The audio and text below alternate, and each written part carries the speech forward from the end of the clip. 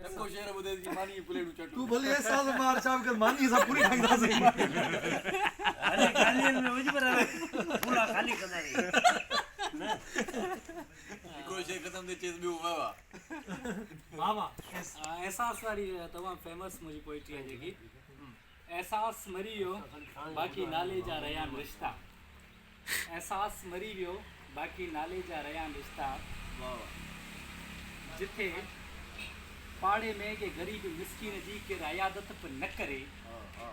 उन गरीब जूं अखियूं आलियूं थी वञनि त समझी वञो एहसास मरी वियो बाक़ी नाले जा रहिया रिश्ता जिथे पुट खे पंहिंजे माउ जे पेर पवण में शर्म अचे जिथे पुट खे पंहिंजे माउ जे पेर पवण में शर्म अचे जिथे माउ खे ईदी सेंटर छॾियो अचिजे त सम्झी वञो एहसास मरी वियो बाक़ी नाले जा रहिया रिश्ता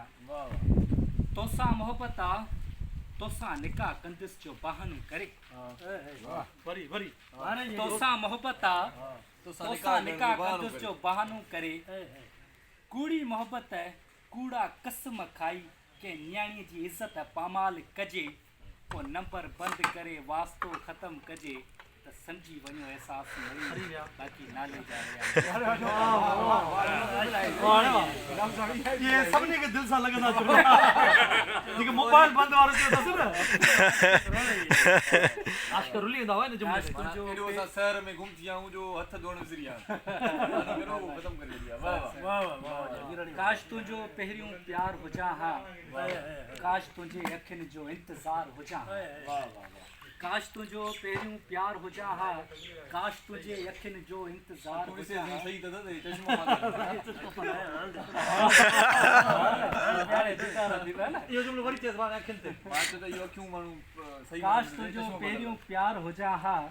काश तुंहिंजे अखियुनि जो इंतज़ार हुजां हा ऐं तुंहिंजे हथ में पाटल मुंडीअ जियां तुंहिंजे लाइ क़ीमती हुजां हा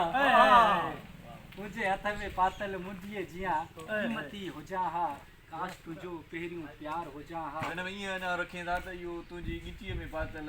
इन सोनी चेन वांगुरु हार हुजां पर पातल मुंडी हथ में ईअं हार हुजे त मां हार चई छॾियां मथां वरी हाणे ईअं चए त काश मां तुंहिंजो शेपर हुजां जोखी तर वठो